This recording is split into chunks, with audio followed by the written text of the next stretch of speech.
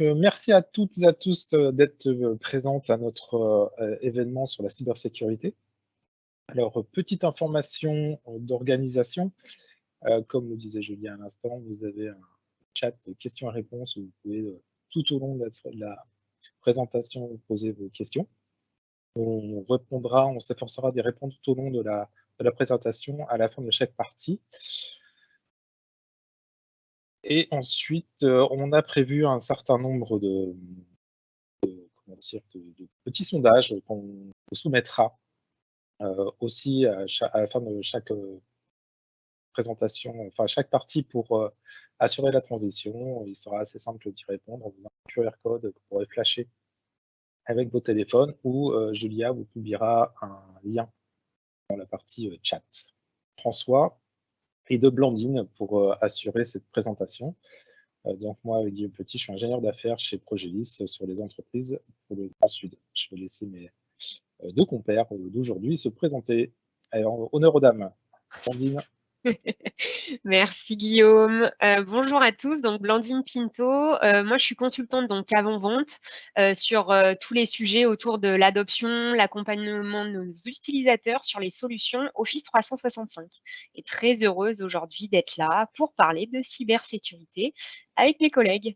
Et bonjour, donc Jean-François Berenguet, moi je suis directeur des opérations chez Progélis et j'interviens aussi auprès de nos clients pour tout ce qui est mission de conseil et de cadrage, transition vers le cloud et cybersécurité. Parfait. Alors, on a prévu un petit agenda, un petit sommaire pour organiser notre présentation. En premier temps, un contexte pour rappeler dans quel environnement on évolue avec quelques données chiffrées et quelques rappels importants. Donc, je me chargerai de vous présenter ce point-là. Le deuxième point concerne comment renforcer rapidement et efficacement son système d'information. Donc là, à travers les différents outils qu'on peut proposer dans les suites Microsoft. Donc là, c'est Jean-François qui animera cette partie-là. Ensuite, un troisième point concernera plutôt les utilisateurs et on verra qu'ils ont un rôle essentiel dans la sécurité. Et c'est Blandine qui interviendra sur ce point-là. Et enfin, on terminera avec Jean-François qui nous présentera notre offre sécurité chez Progélis. Allez, je commence pour un rappel sur les contextes. J'ai souhaité commencer par deux petites définitions, dont la première qui est de l'ANSSI, que je trouve particulièrement pertinente, pour rappeler que la sécurité concerne donc l'intégrité et la confidentialité des données, aussi bien stockées que traitées ou transmises. On verra que ces éléments ont leur importance dans la présentation, c'est que la sécurité concerne essentiellement les données et les systèmes qui les portent, mais pas uniquement les données stockées, mais aussi celles qui sont transmises et traitées. Alors, un nouveau paradigme. Pourquoi En fait, l'idée de la sécurité des systèmes d'information, c'est pas uniquement, comment dire, parer toutes les attaques, parce que c'est pas possible. Hein, on verra que certaines attaques ne peuvent pas être dire parées, mais c'est plutôt se dire on parer le maximum et puis faire en sorte que celles qu'on ne pourra pas parer deviennent comment dire, le moins impactantes possible pour le business de vos entreprises et de vos organisations. C'est pourquoi il est important d'adapter tout de suite une stratégie, une approche de défense en profondeur fondée sur les risques, c'est-à-dire impliquant toutes les chaînes intervenantes dans le système d'information de vos entreprises. La DSI, les utilisateurs, les différents partenaires que vous pourriez avoir avec qui vous échangez de l'information. Qu'est-ce que c'est que naviguer dans un monde en mutation? Déjà, on verra après les chiffres que je vous présente après. Les attaques se multiplient, elles sont de plus en plus nombreuses et elles sont de plus en plus sophistiquées. Elles viennent de différents environnements, de différents pays, et on verra que c'est très très riche en termes de multiplicité d'attaques. Les outils de sécurité conventionnels, si vous basez uniquement sur votre antivirus comme outil de sécurité, ça risque d'être insuffisant. Parce qu'en fait, les attaques les complexités des attaques vont très vite et donc les outils sont souvent dépassés. Les éditeurs ont du mal à suivre le rythme, donc il faut vraiment avoir une vision plus globale de cette notion de sécurité. Enfin, on n'est pas censé s'en ignorer, mais le paysage réglementaire devient de plus en plus complexe, notamment avec le RGPD.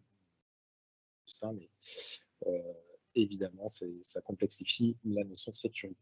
Eh bien, voilà notre premier petit sondage. Quelle est la cyberattaque la plus courante selon vous? Comme je vous le disais, le QR code en haut à gauche pour flasher. Et Julia, normalement, vous a transmis dans le questions et réponses le lien. C'est ça. Et moi, je vais vous partager les réponses en direct. La question est plutôt simple, mais on aime bien poser les bases au début pour être sûr que vous ayez ces bases-là au niveau de la cybersécurité, parce que mine de rien, il y en a quand même pas mal. Et donc, de se dire finalement, voir aujourd'hui quelle est la plus courante, voilà, c'est bien de faire un petit point au niveau de ce webinaire-là. On vous laisse répondre quelques instants et puis on pourra faire un petit point.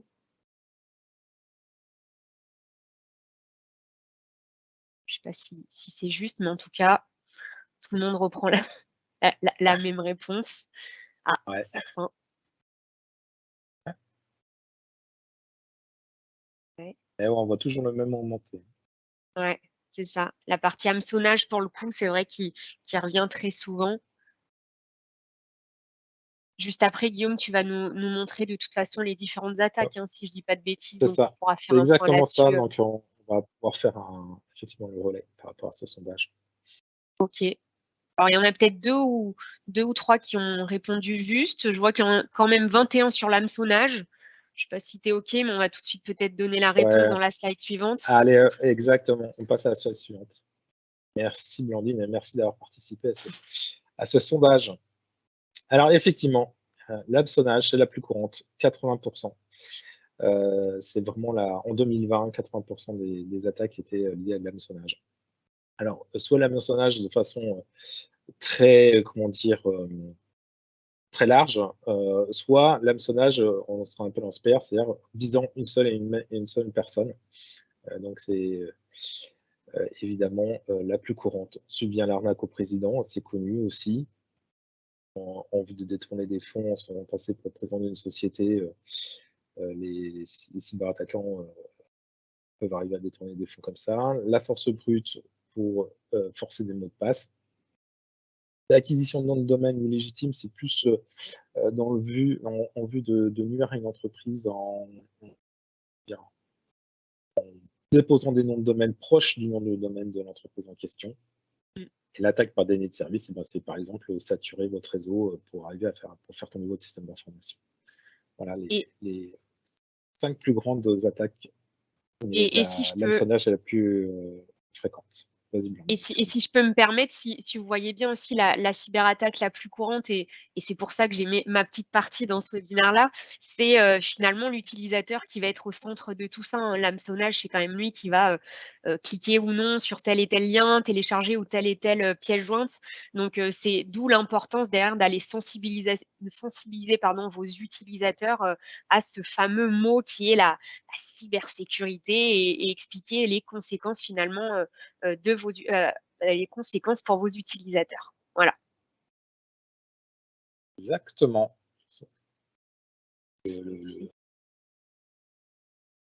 Bon, force est de constater qu'effectivement déjà, ne serait-ce qu'entre 2019 et 2020, le rançongiciel, pardon, le ransomware, comment dire en anglais, c'est plus facile à dire en anglais qu'en français à ce moment-là d'ailleurs, a fait x4. Et j'ai un autre slide derrière qui va vous montrer que cet objectif il ne fait que augmenter. On voit encore là la comparaison 2021-2020 et 2021 reste encore une très bonne année, un très bon cru pour le ransomware. On le voit, ça ne cesse d'augmenter et ça a toujours été plus important que l'année dernière, tous les mois de l'année. Et justement, on parlait tout à l'heure des utilisateurs finaux et on voit là effectivement tout de suite avec ces quelques chiffres l'intérêt et comment dire la criticité de l'utilisateur final. Déjà, 91% des organisations françaises ont été la cible de moins une cyberattaque en cours de 2020. Alors, les 9% qui restent, c'est soit des entreprises qui sont au fond d'une grotte, ou celles qui ignorent qu'elles ont été attaquées. Parce que je ne connais que des entreprises qui ont été attaquées. 20% de ces entreprises jugent que les utilisateurs finaux ne sont pas équipés ou formés pour le télétravail. Ça, c'est important depuis le Covid. Depuis ces différents épisodes de télétravail, et bien, on voit que les attaques augmentent aussi. C'est-à-dire que le télétravail vient aussi complexifier la sécurité des systèmes d'information. Et 80% des attaques viennent de la gestion d'identité. L'AD reste le point critique dans un système d'information d'un point de vue de sécurité.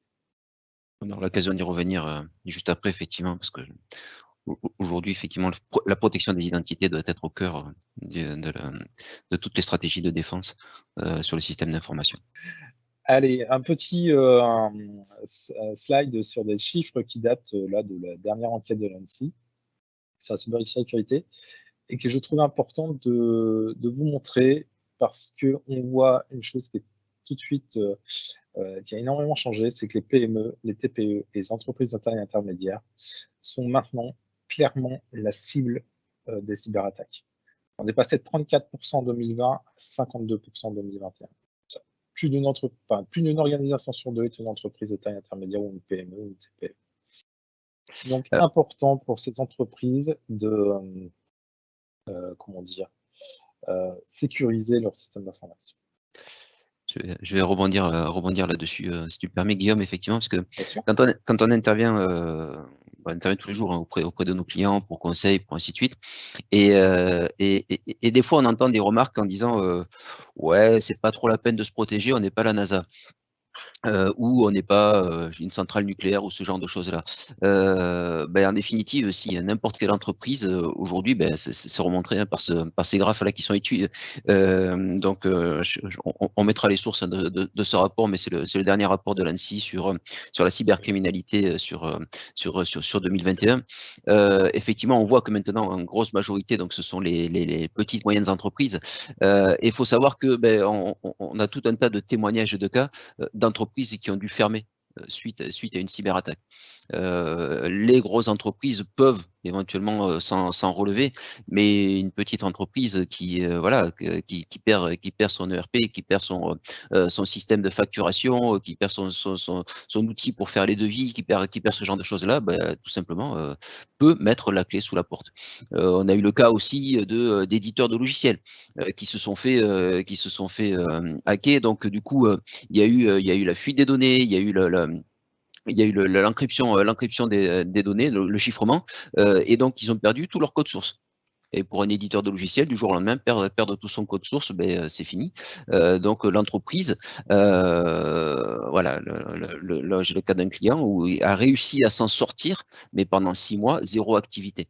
Et là, on parle d'entreprises qui ont 200, 300 salariés. Hein, donc, ça reste des entreprises vraiment de petite ou de moyenne taille.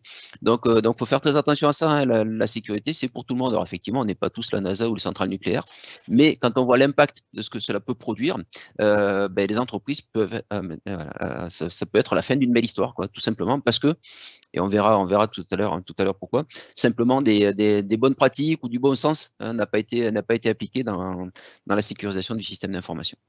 Et justement, c'est l'occasion de te passer le relais, Jean-François, sur comment renforcer rapidement et efficacement son système d'information. Alors, est-ce que je peux prendre la main? Ouais, j'ai la main, super. Allez. Et ça marche. Et ça marche, tu crois? Il faut que je clique sur le... Ah, c'est beau. C'est beau, les animations. Ok, alors je crois qu'on commence par un petit... voilà, hop. On n'arrête pas. Un petit sondage sur cette session aussi.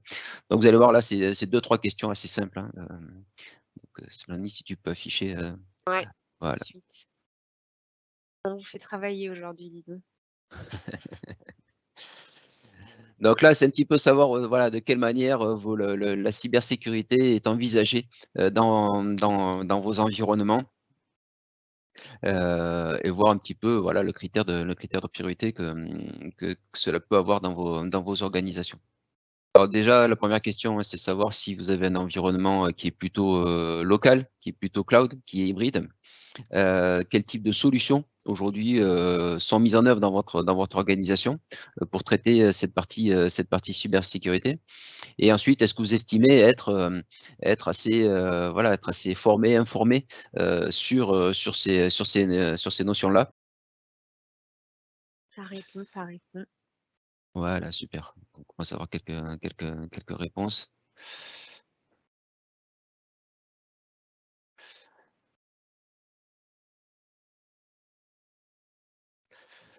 Bon, pas de grande surprise sur les tendances. Effectivement, donc sur la troisième question, on va voir que c'est quand même quelque chose qui est assez standard.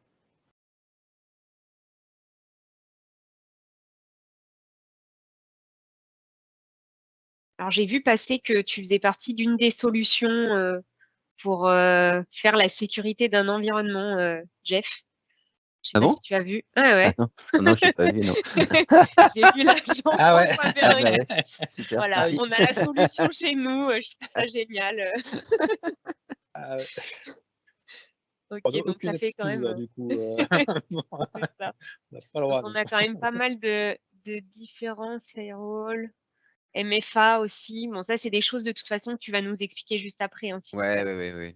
Oui, je vais revenir sur cette notion de firewall, effectivement, qui a l'air d'être une des solutions utilisées pour la sécurisation de l'environnement.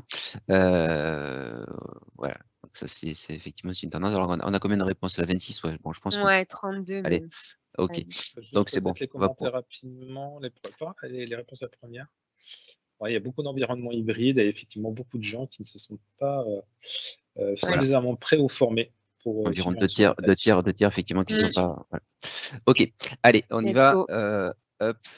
Donc, tout d'abord, donc, pour pouvoir protéger, on va dire, son système d'information, il est important de savoir, ce qu'on a à protéger et savoir comment le protéger, mais surtout aussi savoir de quoi il faut se protéger.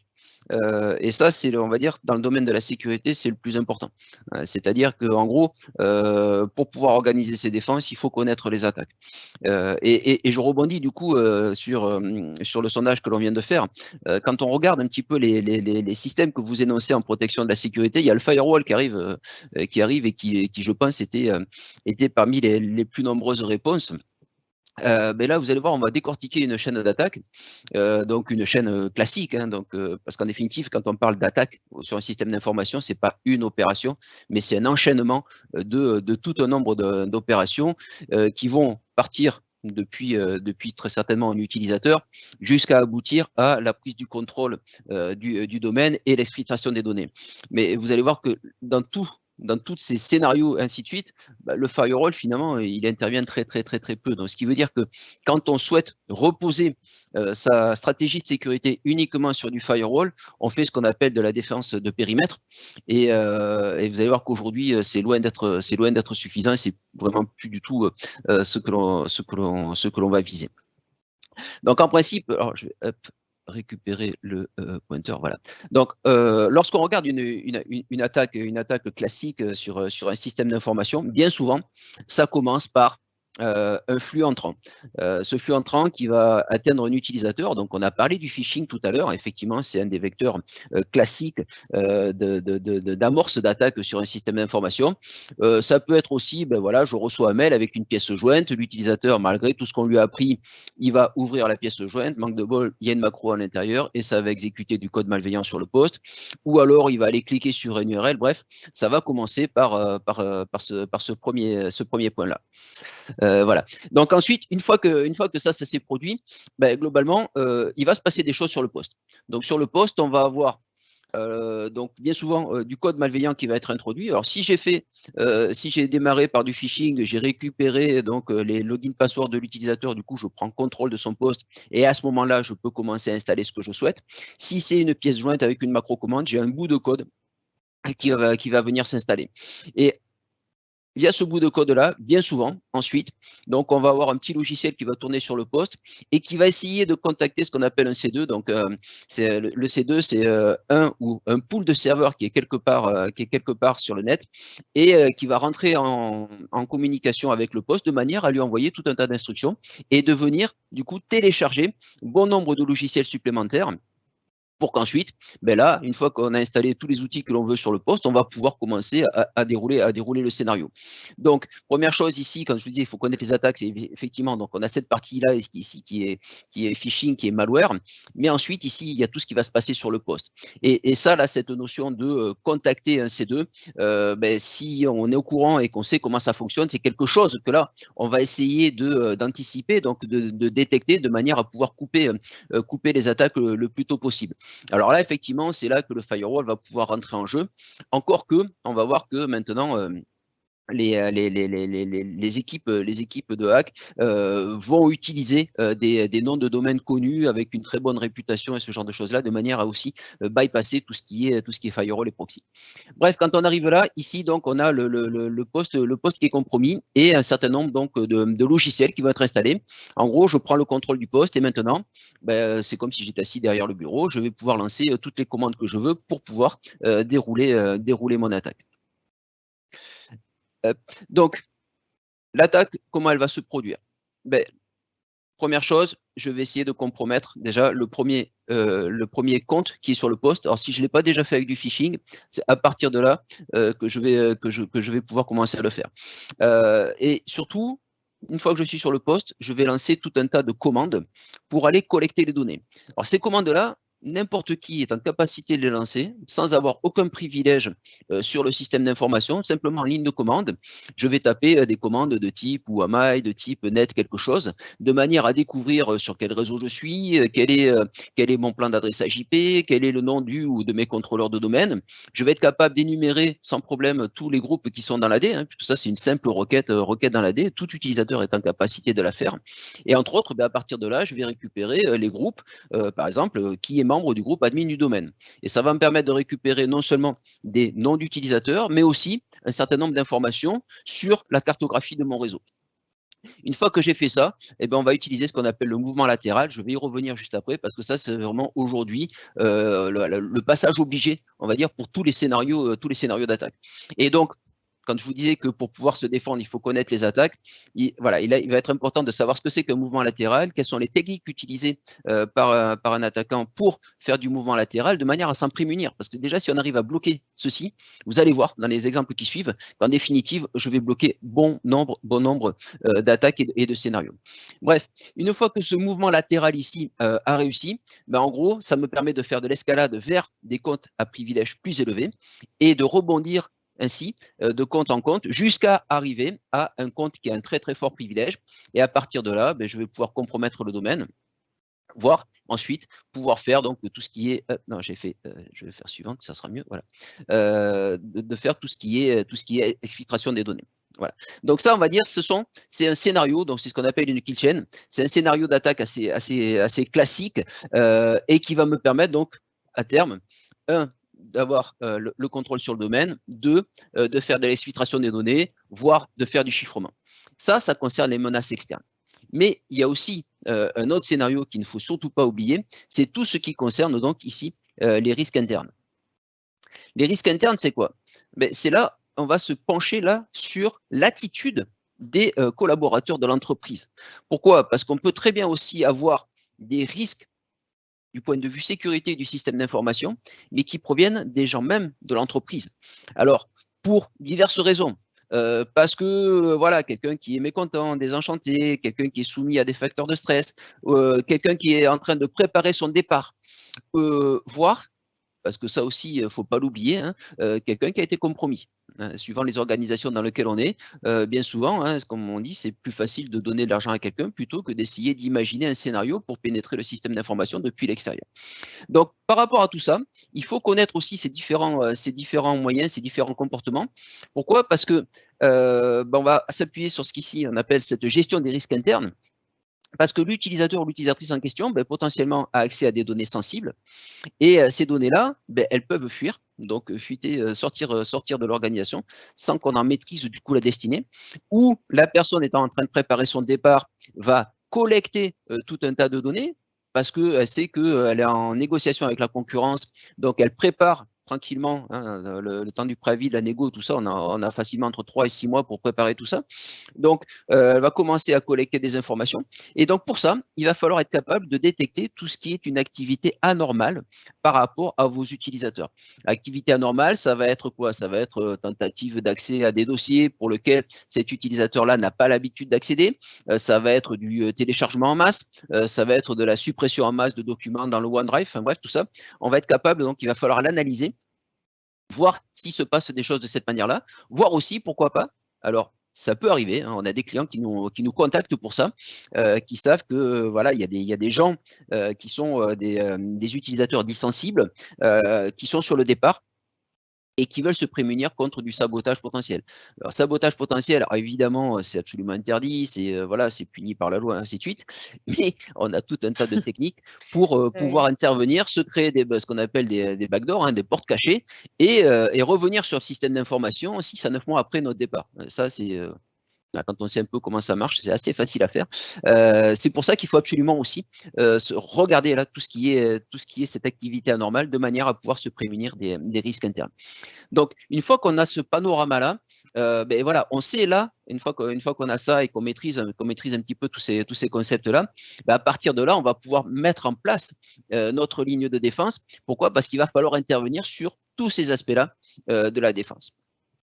Et une des premières choses qui est importante, je pense que vous en avez déjà entendu parler, c'est ce qu'on appelle maintenant le Zero Trust. Alors là, ça, c'est une slide Microsoft. Alors, évidemment, en tant que partenaire Microsoft, on diffuse cette slide-là, mais la notion de Zero Trust est absolument indépendante d'un éditeur. C'est vraiment on va dire, entre guillemets, une philosophie en termes de cybersécurité. Ça veut dire quoi? Ça veut dire que je ne fais plus confiance en rien. Ça s'oppose complètement à ce que l'on avait avant, qui était ce qu'on appelait la défense périmétrique. Donc la défense périmétrique, où, ce que je disais, hein, on était basé en le premier rempart, le firewall, et ensuite, une fois que le firewall était placé, éventuellement, j'avais de la protection au niveau des réseaux, et puis de la protection au niveau de mes identités, mais à chaque fois, donc, c'était du périmètre. Et je gérais ma défense de cette manière-là. Là, ça maintenant, si on continue comme ça, vu les scénarios d'attaque dans la kitchen dont on vient de parler, ça ne suffit plus. Ça ne suffit plus. Et là, le principe du Zero Trust, c'est quoi? Ça veut dire que je ne fais plus confiance à l'identité qui est en train d'essayer de se connecter. Je ne fais plus confiance au périphérique qui est en train d'essayer de se connecter, ni ensuite aux applications et aux données qui sont manipulées.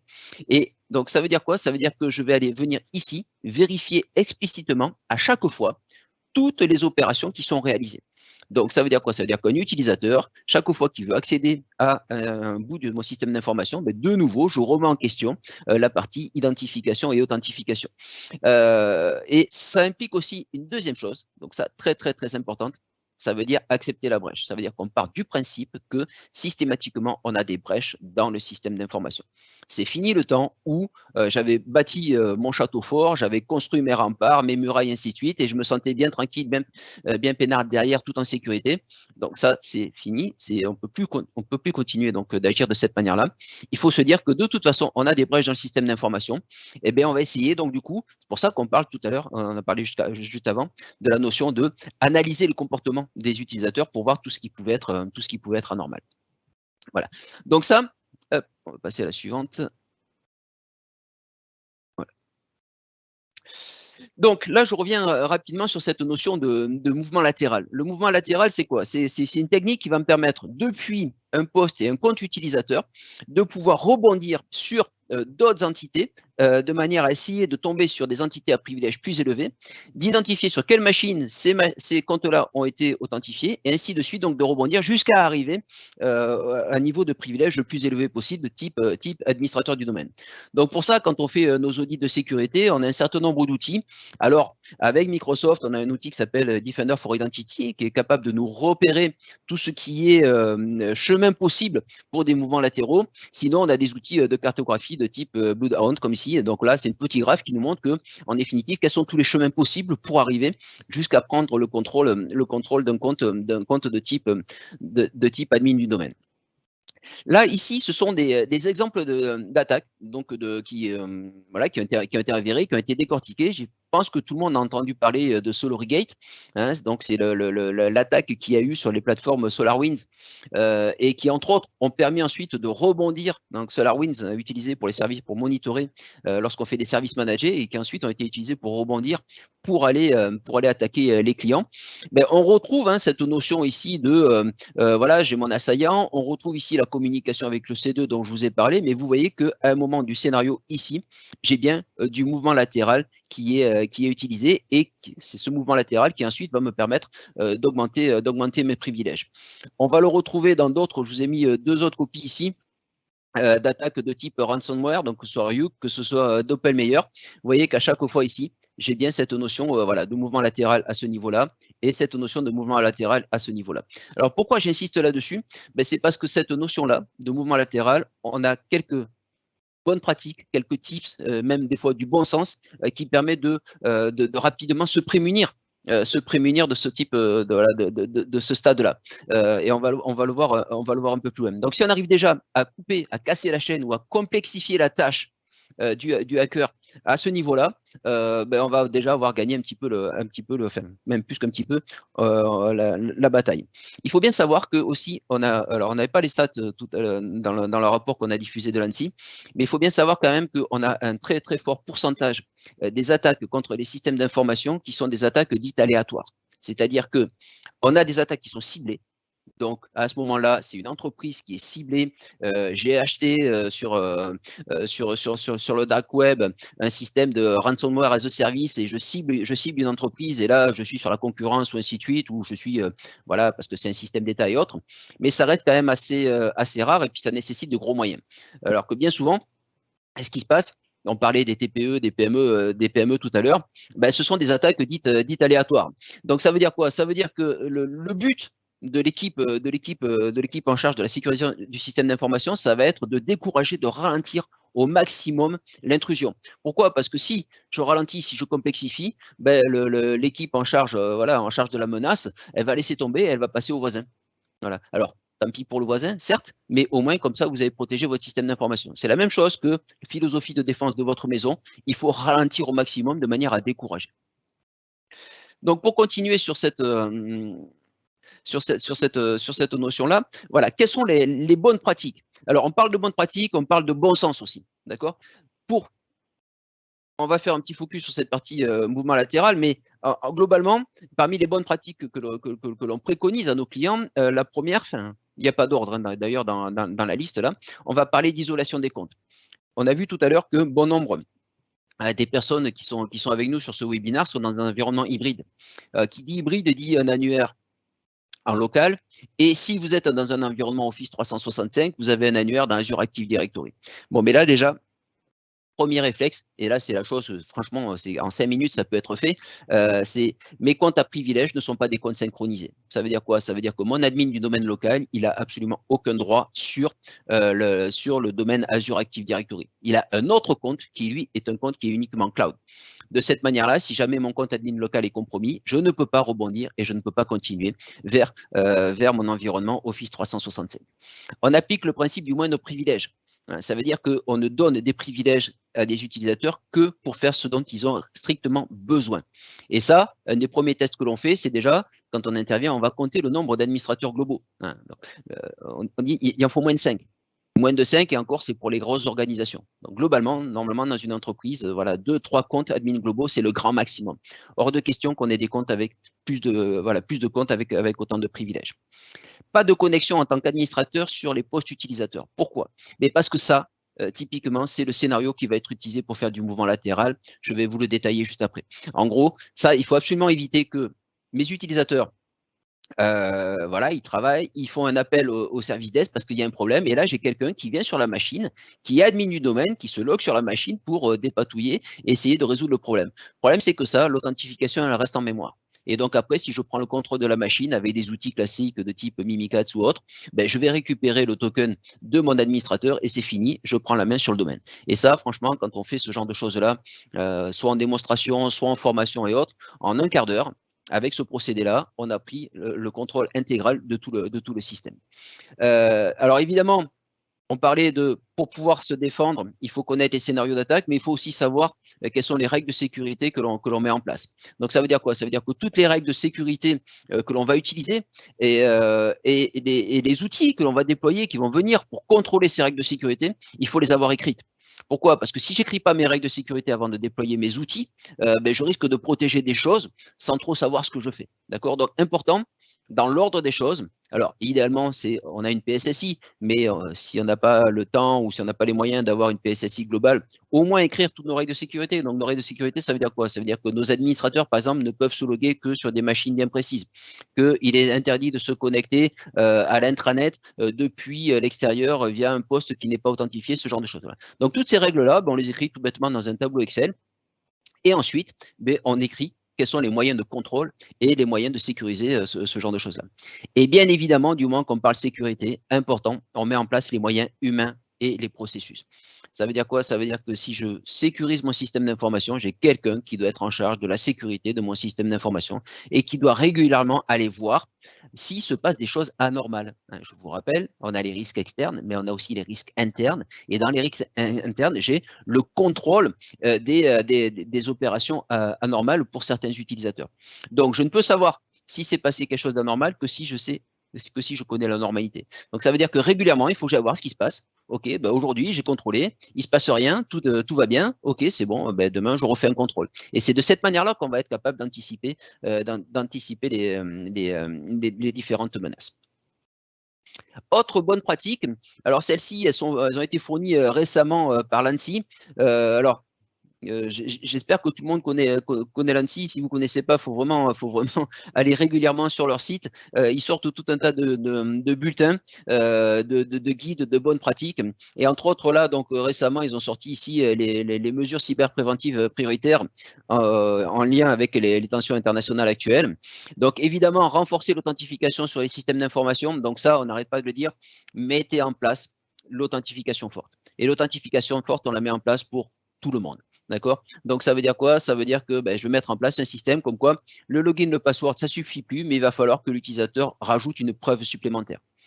Accroître la supervision de la sécurité, c'est lié à ce que je venais de vous dire juste avant. C'est voilà, il est nécessaire de faire des contrôles réguliers. Rappelez-vous, c'est du zéro trust. Je ne fais confiance en personne, je ne fais confiance à rien, donc je vais contrôler en permanence. Point très très important, sauvegarde hors ligne des données. Alors ça, c'est quelque chose qui est tombé un petit peu dans l'oubli. Il y a des années, c'était du standard. Je prenais mes sauvegardes, je faisais des sauvegardes sur bande et je les mettais au coffre. Et donc, du coup, il pouvait se passer n'importe quoi. J'étais capable de repartir de ça. Maintenant, avec le cloud, on se dit, bon, c'est bon, je fais mes sauvegardes, sauf que mes sauvegardes sont aussi dans le cloud. Et bien souvent, le système de sauvegarde est basé sur le même annuaire que celui de l'organisation. Donc, ça veut dire quoi? Ça veut dire que si je compromets l'annuaire, je vais compromettre aussi mes sauvegardes. Et ça, dans les scénarios aujourd'hui, c'est classique. Je rentre, j'escalade, je prends contrôle du domaine, j'exfiltre les données, je vais détruire les sauvegardes et je chiffre les données. Et là, c'est fini, vous êtes dans l'incapacité de repartir. Donc, très important ici d'avoir des sauvegardes hors ligne.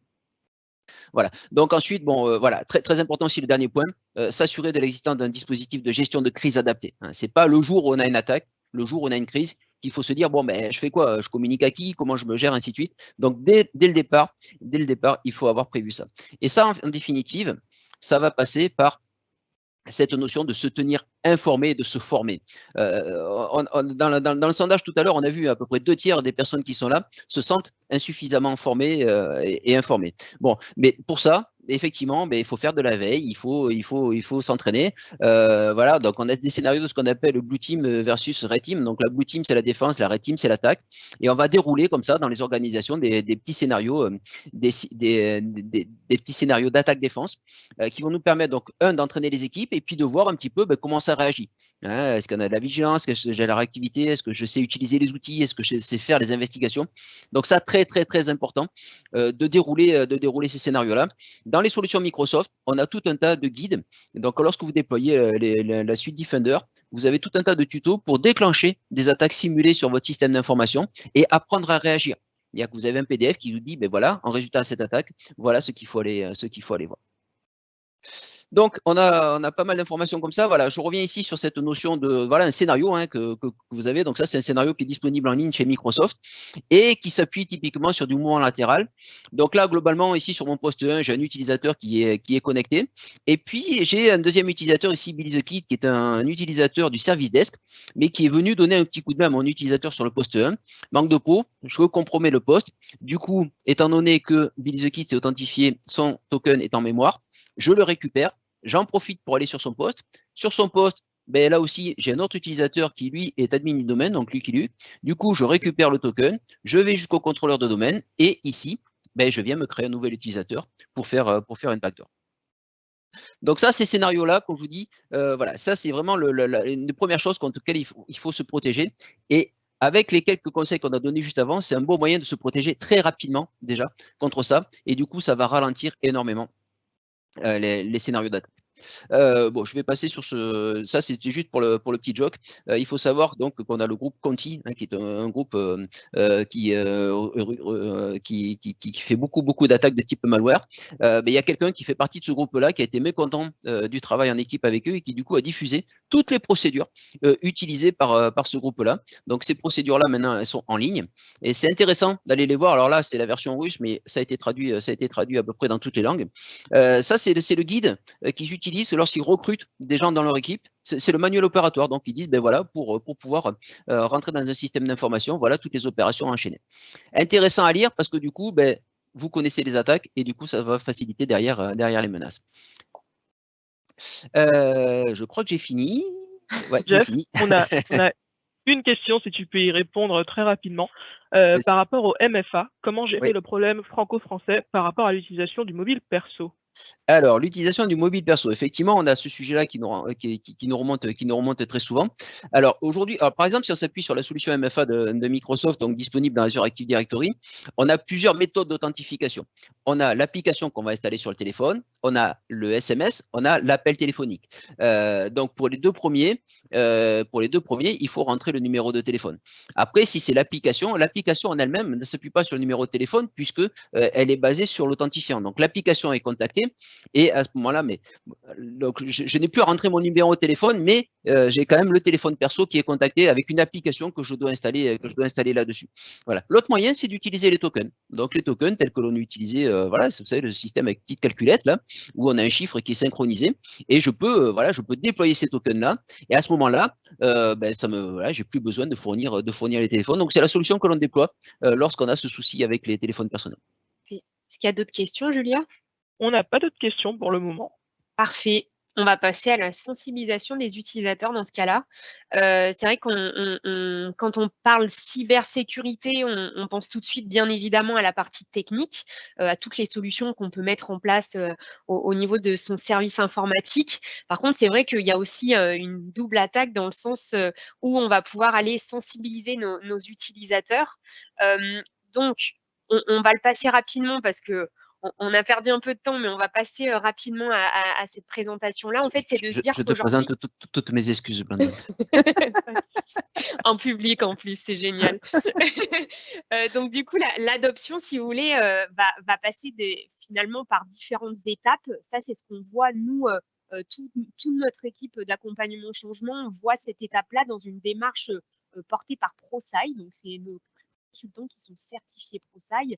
Et en fait, ce modèle-là qui explique finalement que avant d'arriver à l'ancrage et que l'utilisateur connaisse bien les bonnes pratiques, etc., il va falloir passer par différentes étapes. Et cette première étape-là est bien évidemment la partie sensibilisation.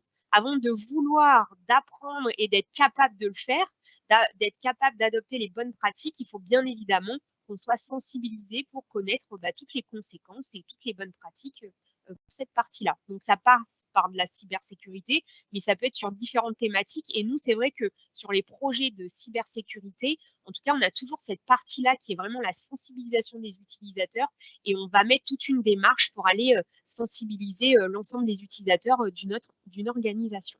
Voilà.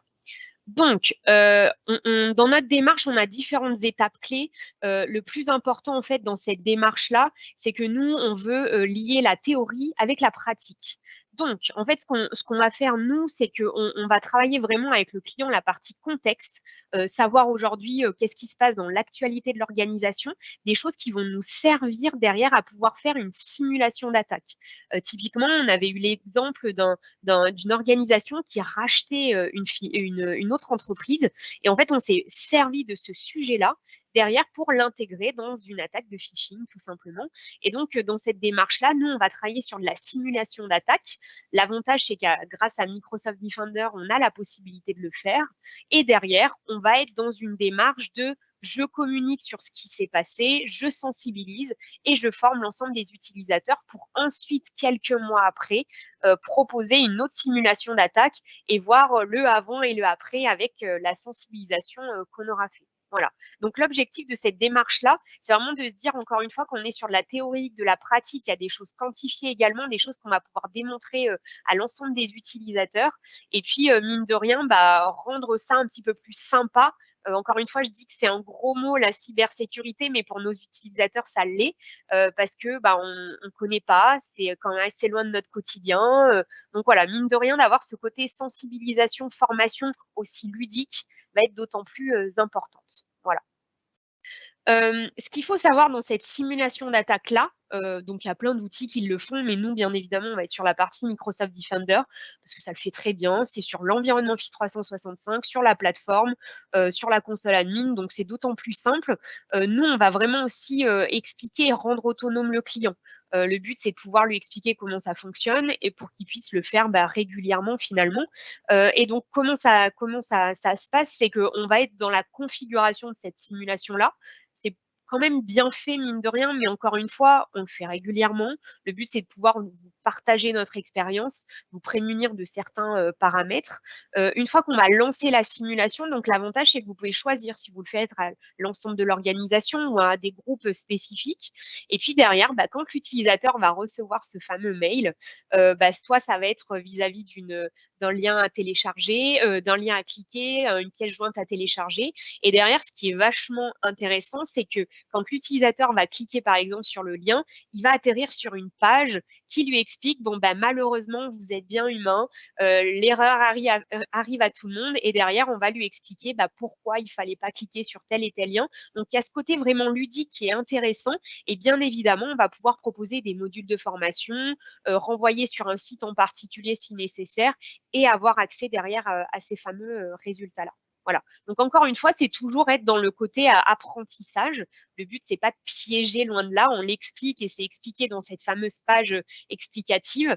Et puis derrière, ça va être encore une fois de proposer une démarche adaptée, ciblée en fonction de tel et tel service ou telle et telle cible qui est peut-être moins à l'aise avec le sujet. Donc, encore une fois, d'être sur quelque chose de ludique et avec de l'exercice derrière, bien évidemment.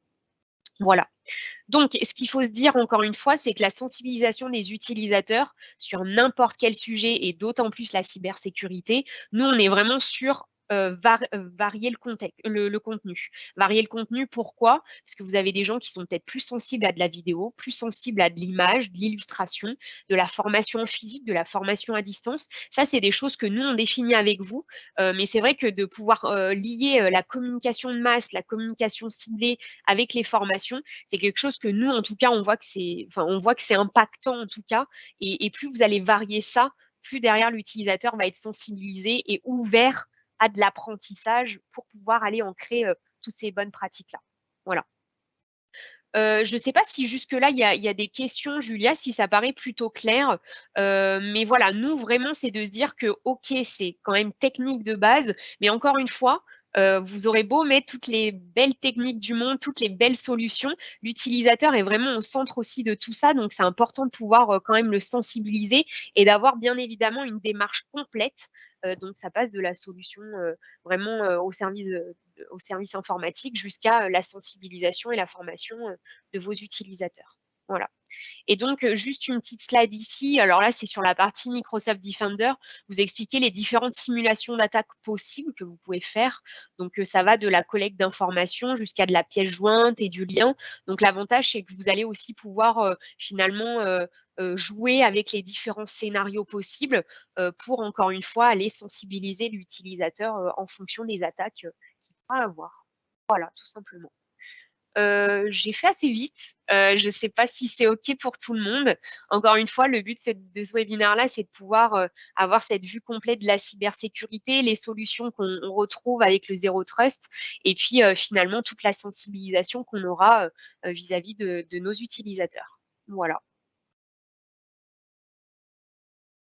Si on n'a pas de questions, Julia, ben. Et on n'a pas de Jeff, nouvelles questions, donc on peut enchaîner. Parfait, ben Jeff, je te laisse la parole. Alors, moi, j'ai toujours mon petit souci pour essayer de. Bon. Attends, c'est bon. Tu veux le faire? C'est bon? Non, voilà, il faut. Je sais pas. Ouais. Ça veut pas. Non, ça veut pas. On va passer à la suivante alors. On va faire comme ça, c'est bon. Ah, donc c'est bon. Ok. Donc oui, donc la sécurité chez Progelis. Donc vous avez vu, là on vient de vous parler effectivement de tout ce qui est accompagnement au changement. Donc très très très important. Si vous vous rappelez hein, la keychain qu'on a montré tout à l'heure, on a vu le point d'entrée. De toute façon, ça va rester très très très souvent l'utilisateur. Soit effectivement parce que voilà, on a du phishing, on a eu de la compromission de compte, d'identité, on s'est fait passer pour quelqu'un. Petite technique aussi qui est souvent utilisée. Qui coûte pas cher. Je laisse traîner une clé USB sur le parking de l'entreprise. Le premier réflexe d'un utilisateur le matin, il va trouver cette clé USB et qu'est-ce qu'il va faire? Bien évidemment, en arrivant à la boîte, il va brancher ça sur son poste pour voir ce qu'elle pourrait contenir, on ne sait jamais. Et à partir de là, exécution de code malveillant sur le poste et c'est gagné. Voilà. Donc tout ça, ça passe par de l'apprentissage au niveau des utilisateurs. Donc tout ça, bon, comme l'a dit Blandine, on a toute une activité autour de la partie accompagnement au changement, sensibilisation à la cybersécurité. Donc ça veut dire quoi? Ça veut dire que notre équipe qui fait du change a suivi aussi les formations sécurité, hein, donc a passé les certifications Microsoft, donc les SC900 qui sont les certifications fondamentales sécurité. La plupart ont aussi suivi le cursus SecNum de l'ANSSI. Donc ça veut dire que voilà, cette équipe-là est sensibilisée à ça. Après côté expertise, on a aussi une équipe qui est assez renforcée sur le sujet puisqu'on a 14 consultantes et consultants qui sont certifiés sur les solutions Microsoft. Donc, que ce soit la partie opérationnaliste, la partie sécurisation d'identité, la partie sécurisation d'Azure, sécurisation Office 365, ainsi de suite. Donc, voilà, 14 personnes, ce qui représente après en cumulé un peu plus de 24 certifications, au total. Donc, c'est ce qui nous permet, hein, nous, d'intervenir sur ces projets-là et sur les différents dossiers autour de la sécurité. Alors, gros focus évidemment sur les environnements Microsoft, mais on parle de sécurité du système d'information, donc on va parler quand même sécurité au sens large. Parmi nos domaines d'intervention, donc ici j'en ai listé quelques-uns. Donc on vient de parler de tout ce qui est sensibilisation des utilisateurs. On va parler de définition des règles de sécurité, élaboration du plan de mise en œuvre. Donc je vous rappelle, hein, la bonne pratique, avant de sécuriser mon système d'information, d'abord j'écris mes règles de sécurité. Je définis quels sont les points de contrôle, quels sont les outils que je vais déployer pour ces points de contrôle et quels sont les processus qui vont être utilisés pour réaliser ces contrôles-là. Donc qui va faire quoi? Donc ça, bien souvent, voilà, la plupart des organisations dans lesquelles on intervient, alors soit ils ont une PSSI et là on va être sur l'annexe technique de la PSSI, soit ils n'ont pas grand-chose et donc on va les aider à mettre en place ce genre de choses-là. On va travailler sur la classification des documents aussi. Donc ça, c'est important. Hein, je rappelle, hein, un des buts d'une attaque, c'est soit de prendre contrôle du domaine, soit d'exfiltrer les données. Donc, à partir du moment où je mets en place une classification, derrière, je vais mettre en place les stratégies de sécurité associées à la classification des documents. Et du coup, je vais être capable, avec des solutions, par exemple chez Microsoft, de type Microsoft Information Protection, de garantir que le document est sécurisé, même lorsqu'il a quitté le giron du système d'information. Des opérations de ce qu'on appelle Security Morning Check, je vais revenir juste après un peu plus en détail sur ce sujet-là. Voilà, et puis d'autres solutions autour d'Active Directory, donc tout ce qui va être audit d'Active Directory, conception, mise en place d'un plan de remédiation de manière à sécuriser l'environnement, mise en place de ce qu'on appelle le tiering model, donc de manière à isoler nos comptes. Évidemment, tout ce qui est déploiement des solutions de sécurité autour de Defender, mise en place d'un SIEM qui va nous permettre donc du coup d'ici de venir centraliser tous les logs de sécurité et de les analyser d'un point de vue sécurité et si possible d'automatiser ou de semi-automatiser les réponses et bien évidemment après derrière tout ce qui est formation et transfert de compétences. Voilà. Donc un catalogue voilà, d'offres ici, comme je dis, c'est un exemple de domaine d'intervention mais sur lequel on intervient de manière très régulière chez nos clients. Donc, je reprends juste cette slide-là. Ça, c'est pour information. Donc, par rapport à la keychain dont on a parlé tout à l'heure, ça permet de positionner les différentes solutions Microsoft pour se prémunir à chaque endroit. Donc, évidemment, l'idée qu'il faut retenir surtout, c'est d'avoir une solution pour chaque zone. Après, si c'est une solution Microsoft, vous avez des suites chez MS, donc entre autres toute la suite Defender qui permet de se protéger globalement et donc du coup d'avoir à peu près tout dans une seule interface, ce qui va vous faciliter les investigations. Mais par exemple ici, si vous avez une autre solution de DR, ça marchera aussi très très bien.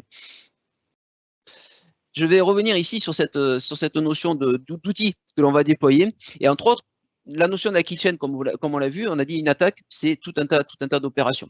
Et donc là, du coup, même si j'ai plusieurs outils, humainement, ça peut être très compliqué de mettre en place de la corrélation et d'essayer d'analyser tout ce qui se passe et d'avoir une vision globale de tout ce qui se passe. Donc c'est pour ça qu'on va déployer ce qu'on appelle le SIEM. Et donc chez Microsoft, on va parler d'Azure Sentinel, qui va être la solution qui va nous permettre de collecter tous les logs de tous nos environnements, qu'ils soient dans le cloud ou qu'ils soient on-prem, et derrière, via des règles, de pouvoir analyser tout ça d'un point de vue de sécurité et d'être capable d'identifier un séquencement de tâches qui pourrait être une des preuves comme quoi on est en train de subir une menace, voire une attaque. Puisque si je fais juste de l'action par action, globalement, après, derrière, là, c'est l'esprit humain, il n'est pas capable de faire de la corrélation on dit de plus de 7 paramètres en simultané, donc ça peut être très compliqué pour identifier un scénario beaucoup plus complet. Donc oui, je reviens ici sur cette notion donc, de morning check. Donc ça, c'est quelque chose qu'on a mis en place déjà chez nous depuis plusieurs mois, de manière à s'assurer et à contrôler la sécurité de notre système d'information. Et donc ça veut dire quoi? Ça veut dire que tous les jours, on a une équipe qui va aller collecter les informations dans les diverses solutions de sécurité que nous avons déployées et qui vont générer, donc analyser ces informations-là, générer un rapport et du coup envoyer le rapport par mail à certaines personnes de l'entreprise. Et on s'est dit que ça, finalement, voilà, en discutant avec nos clients, on a pas mal de clients aussi qui ont le même besoin. Et comme on l'a vu dans les différents échanges, qui n'ont pas forcément, alors soit la formation, les compétences pour aller collecter ces informations et surtout pour pouvoir les analyser, soit qui n'ont pas forcément le temps. Et ça, bien souvent, malheureusement, c'est la réponse que l'on a, c'est que ouais, on fait pas de check parce qu'on n'a pas le temps. Donc, le réflexe par rapport à ça, c'est de mettre en place des notifications. Et on se dit, c'est bon, si je reçois un mail, je suis informé. Le problème, c'est qu'en termes de sécurité, lorsque je reçois un mail, ça veut dire que j'ai une alerte ou un incident de sécurité et c'est trop tard. C'est-à-dire qu'il s'est déjà passé quelque chose. Donc, c'est très, très important d'être en capacité et de réaliser ce morning check. Voilà, donc tous les jours comme son nom l'indique. Et donc du coup, ça, on s'est dit que finalement, on pourrait aussi le proposer à nos différents clients. Donc ce que l'on propose, voilà, c'est de réaliser tous les jours. On se connecte à l'environnement de nos clients. On va aller collecter tout un tas d'informations sur le SI. Donc là, on est basé sur les outils Microsoft. Donc on va aller voir Cloud App Security, on va aller voir Defender, on va aller voir toute la partie phishing malware, on va aller voir ce qui est utilisateur à risque, on va aller voir où on en est avec les mises à jour, le patching sur les postes, sur les serveurs, si les backups se sont bien déroulés. Bref, on va collecter tout ça. Et en définitive, derrière, on va faire un résumé et on va être aussi en préconisation en disant, attention, là, par exemple, vous avez 3 utilisateurs qui ont un niveau de risque élevé. Voilà des questions qu'il va falloir aller poser à ces utilisateurs-là pour voir si c'est un risque avéré ou pas. Donc, quelques copies d'écran des rapports que l'on est capable de générer. Voilà, donc ici, par exemple, les alertes ouvertes, les utilisateurs à risque, je viens d'en parler. Donc là, par exemple, ici, j'ai un admin qui a un score de 267. Là, il faut commencer à se poser la question sur ce compte-là. Peut-être, du coup, forcer une réinitialisation du mot de passe, mais à minima, contacter l'utilisateur pour voir ce qui se passe. Ça continue, voilà, donc on a des rapports sur les devices, donc on voit qu'on a des devices qui ne sont pas forcément à jour, qui ont peut-être un niveau d'exposition au risque qui peut être assez élevé. Voilà, la liste des alertes, la liste des incidents, des informations sur le malware, sur le phishing, donc on voit si on est en train de subir une campagne de phishing au sein de l'organisation. Et puis après, voilà, tout à l'heure on parlait de mouvement latéral, donc identification, si j'ai des chemins possibles vers des comptes sensibles et ce genre de choses-là. Voilà, donc ce type de rapport-là, c'est quelque chose aujourd'hui qu'on est en capacité de générer avec l'analyse qui va avec. Et ensuite, derrière, s'il y a besoin d'investigation ou autre, à ce moment-là, soit l'équipe locale, elle est capable de traiter, soit du coup, on peut intervenir aussi en conseil, en expertise sur le sujet. Et donc, sur la partie résumé, donc chose importante aussi, évidemment, lorsqu'on a une alerte en cours, on va rédiger ce qu'on appelle un RCA, donc un root cause analysis, dans lequel on va formaliser l'incident, collecter toutes les preuves, identifier les différents facteurs en cause, surtout déterminer la cause principale, écrire quelles mesures ont été prises pour couper la chaîne et surtout définir le plan de remédiation. Donc ça, c'est très important dans le processus de traitement des incidents de sécurité. Je coupe. 2, je fais en sorte que ça ne puisse pas se reproduire, d'où l'intérêt de décrire ce plan de remédiation. Voilà. Je pense que j'ai tenu la minute. Presque. Ouais, c'est des minutes Microsoft. C'est des minutes Microsoft. Microsoft, par exemple. Je ne sais pas s'il y avait d'autres questions, Julia, si c'était OK, mais… Voilà, on avait une question sur si on a des présentations Sentinel sur la mise en place et le coût. Et pour le coup, il faudra prendre en contact avec notre équipe commerciale. Oui, Voilà. oui, donc on a des présentations. Je pense même qu'on a quelques vidéos sur notre chaîne YouTube sur le sujet. Mais oui, bien évidemment, là, on peut prendre, voilà, on peut en parler, on peut faire les démonstrations, on peut faire plein de choses là-dessus. On a une nouvelle question. Faut-il choisir un antivirus commercial ou garder Windows Defender? Avantages et inconvénients des deux petits. Alors attention. Voilà, donc aujourd'hui, on ne parle plus trop d'antivirus. On va parler plutôt d'un EDR ou d'un XDR. Il faut bien faire attention entre Windows Defender, c'est quelque chose qui est installé par défaut sur Windows 10 en fonction de la version que vous avez. Mais cette partie Windows 10 n'est qu'un petit bout de la solution d'EDR qui s'appelle Defender for Endpoint. D'accord. C'est-à-dire qu'au-delà de la partie antivirale, on va aussi bénéficier de tout un tas de mécanismes avec de l'intelligence artificielle, avec de l'analyse d'exposition aux failles, avec de la détection d'enchaînement d'opérations, enfin bref, tout ce dont on a parlé là. Donc, quand on parle de Defender en définitive, nous ici, on parle de Defender for Endpoint. D'accord, donc qui est la solution globale, qui n'est pas l'outil gratuit. Hein, c'est un outil qui est soumis à licence et donc qui est ce qu'on appelle un EDR et que du coup, on va dire toutes les solutions aujourd'hui du marché dignes de ce nom, on va dire, ont à peu près le même niveau. D'accord. Donc nous, quand on parle de Defender for Endpoint, c'est une solution commerciale, c'est une solution soumise à licence. D'ailleurs, il y a deux plans, hein, il y a le plan P1, il y a le plan P2. Il y a même une solution pour les petites et moyennes entreprises. Donc ça, c'est pareil, hein, comme la question de tout à l'heure de Sentinel. Si besoin, on se tient à votre disposition pour vous présenter cette solution complète, le mode de licence, le pricing et ce que l'on peut faire avec les différents niveaux. Voilà. Mais il faut bien faire la différence entre on va dire le gratuit installé par défaut dans Windows 10 et la solution complète donc de Defender for Endpoint. Très bien. Est-ce qu'on a d'autres questions, Julia? Pour le moment, n'hésitez pas, hein, je vois qu'il y a encore des gens connectés. N'hésitez pas à nous poser des questions. On n'a pas d'autres questions. Après, il est 15h07. On est légèrement au-delà de notre horaire. Mais si vous avez des questions, n'hésitez surtout pas à nous les faire parvenir également à l'adresse équipe@progelis.com. On se fera un plaisir de vous répondre par mail ou par téléphone. Et je pense qu'on peut conclure ce webinaire. Super. Eh ben, merci beaucoup. Merci à tous. Très bonne journée, à bientôt. Bonne journée, au revoir. Au revoir. Au revoir.